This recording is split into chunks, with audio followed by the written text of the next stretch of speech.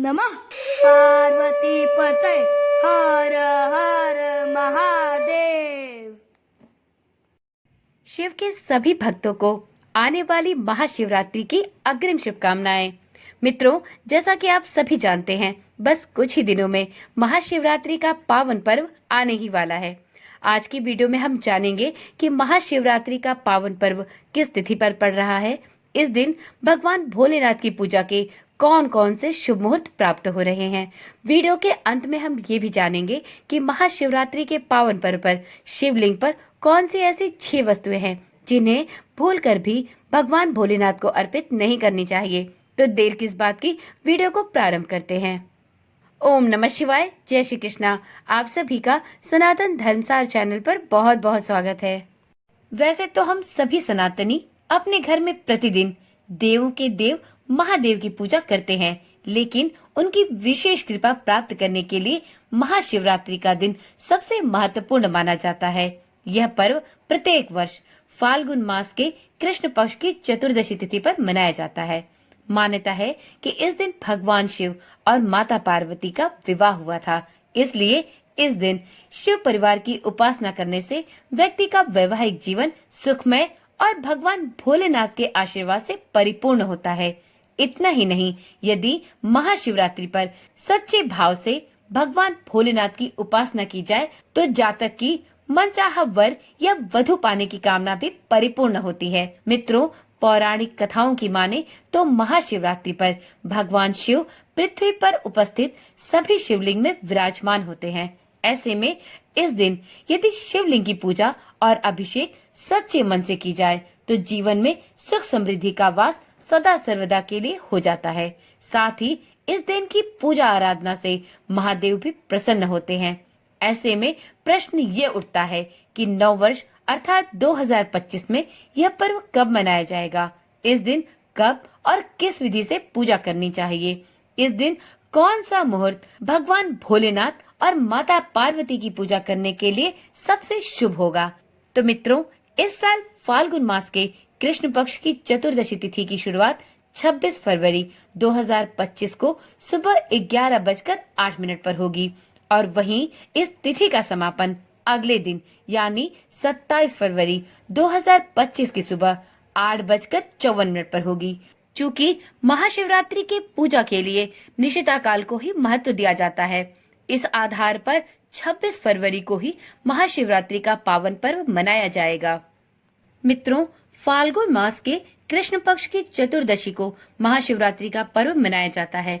धर्म शास्त्रों के अनुसार जिस दिन अर्धरात्रि में चतुर्दशी तिथि हो उसी दिन शिवरात्रि का व्रत करना चाहिए। हिंदू धर्म में महाशिवरात्रि पर्व का बहुत महत्व है। इस दिन विधिवत आदि देव महादेव की पूजा अर्चना करने से व्यक्ति की सभी मनोकामनाएं पूर्ण होती हैं एवं जीवन में व्याप्त सभी कष्टों से भी मुक्ति मिलती है। पौराणिक ग्रंथों के अनुसार इस दिन भगवान शिव और शक्ति का मिलन हुआ था। वहीं ईशान संहिता के अनुसार फाल्गुन मास की चतुर्दशी तिथि को भोलेनाथ दिव्य ज्योतिर्लिंग के रूप में प्रकट हुए थे। शिव पुराण में उल्लेखित एक कथा के अनुसार इस दिन भगवान शिव और माता पार्वती का विवाह हुआ था और भोलेनाथ ने वैराग्य जीवन त्याग कर गृहस्थ जीवन में प्रवेश किया था। शिवरात्रि महात्म्य में लिखा है कि शिवरात्रि से बढ़कर कोई दूसरा व्रत नहीं है। जो व्यक्ति शिवरात्रि को निर्जला व्रत रखकर रात्रि जागरण करके रात्रि के चारों प्रहर में 4 बार भगवान भोलेनाथ की पूजा करता है, उसे शिव कृपा अवश्य प्राप्त होती है। अब जानते हैं महाशिवरात्रि पर कौन कौन से शुभ योग लगेंगे। तो मित्रों, पंचांग के अनुसार 26 फरवरी को महाशिवरात्रि के दिन श्रवण नक्षत्र बन रहा है, जो संध्या समय 5:08 तक रहेगा। इस दौरान परिध योग का संयोग भी रहेगा, जो अत्यंत शुभ फल देने वाला है। मित्रों, वीडियो में अब जानते हैं कि आप महाशिवरात्रि के दिन भगवान भोलेनाथ और माता पार्वती की पूजा के लिए कौन कौन से शुभ मुहूर्त प्राप्त करने वाले हैं। तो मित्रों, इस दिन ब्रह्म मुहूर्त सुबह 5:17 से लेकर 6:05 तक होगा। वहीं इस दिन रात्रि प्रथम प्रहर की पूजा का समय शाम 6:29 से लेकर रात के 9:34 तक है। इस दिन रात्रि द्वितीय प्रहर की पूजा का समय रात में 9:34 से लेकर 27 फरवरी की सुबह 12:39 तक है।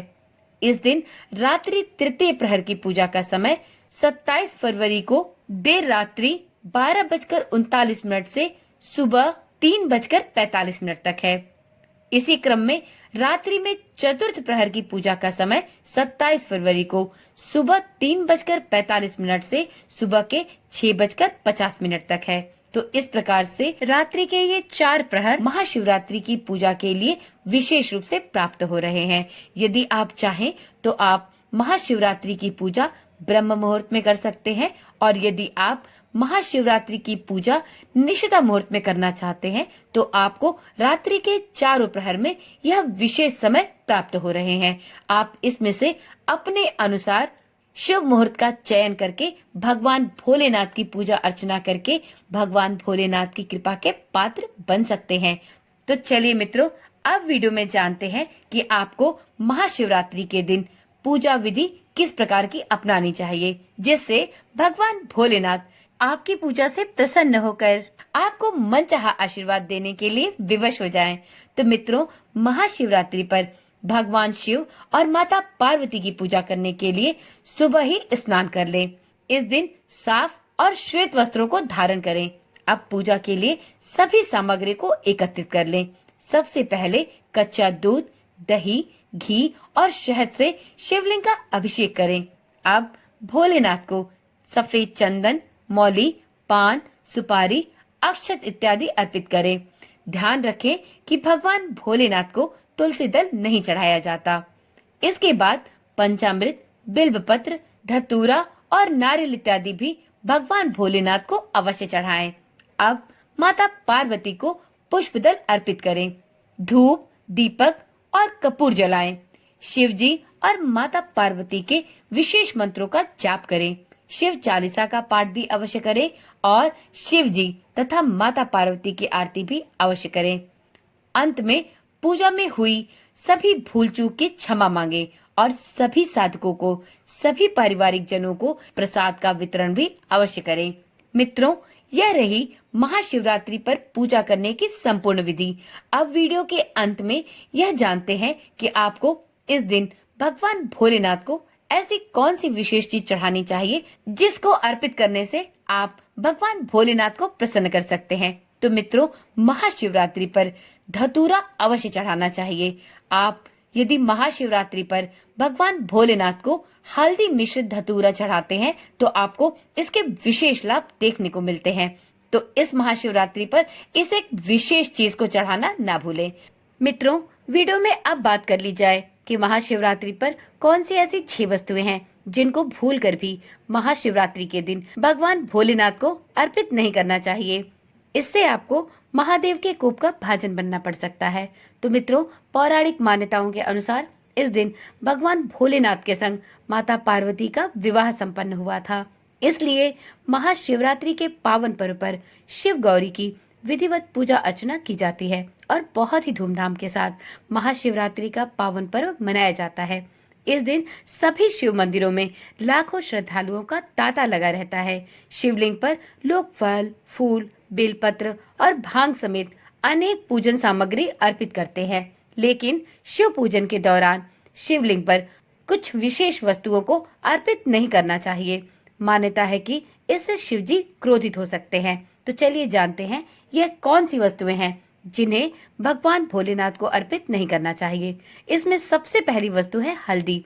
सनातन धर्म में धार्मिक कार्यों में हल्दी का उपयोग करना बहुत शुभ माना गया है। हल्दी पवित्रता और समृद्धि का प्रतीक है। शादी विवाह के साथ किसी भी शुभ अवसर की शुरुआत हल्दी के तिलक से ही होती है, लेकिन शिवलिंग पर हल्दी चढ़ाने की मनाही होती है और साल में सिर्फ एक बार महाशिवरात्रि के अगले दिन शिव जी को हल्दी चढ़ाई जाती है। शास्त्रों के अनुसार शिवलिंग पुरुषत्व का प्रतीक है, इसलिए महादेव को हल्दी अर्पित करने से बचना चाहिए। अगली वस्तु है तुलसी। भगवान शिव को तुलसी दल भी अर्पित नहीं किया जाता। मान्यता है कि शिव जी ने तुलसी के पति जालंधर राक्षस का वध किया था और तुलसी माता लक्ष्मी का स्वरूप भी हैं। इसलिए शिवलिंग पर तुलसी का पत्ता नहीं चढ़ाना चाहिए। तीसरी वस्तु है नारियल।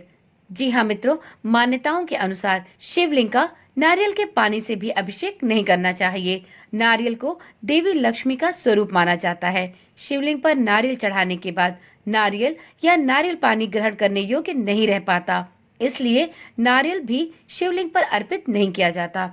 इस बात का भी विशेष ध्यान रखें। अगली वस्तु है टूटे हुए चावल या अक्षत। शिवलिंग पर टूटे हुए चावल नहीं चढ़ाने चाहिए, इसलिए शिव पूजा के दौरान आपको इस बात का भी ध्यान रखना चाहिए कि आप शिव पूजा में खड़े चावल या अक्षत का ही प्रयोग करें। अगली और पांचवी वस्तु है केतकी के फूल। भगवान शिव की पूजा में केतकी के फूल भूलकर भी न चढ़ाएं, इससे शिव भगवान क्रोधित होते हैं। छठी और अंतिम वस्तु है कुमकुम या रोली। मित्रों, शास्त्रों के अनुसार भगवान भोलेनाथ को कुमकुम और रोली नहीं लगाया जाता।